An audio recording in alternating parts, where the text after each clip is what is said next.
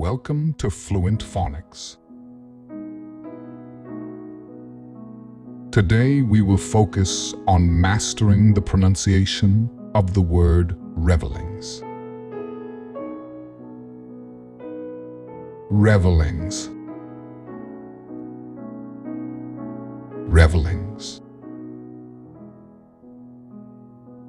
Revellings.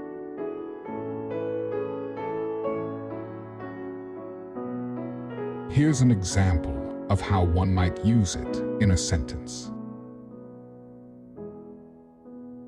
The law forbids excessive drinking and revellings in public places.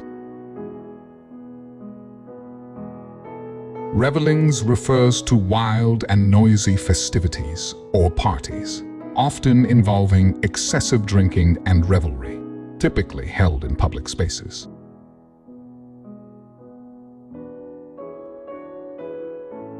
Thank you for your time. If you enjoyed this, please like and subscribe for further content.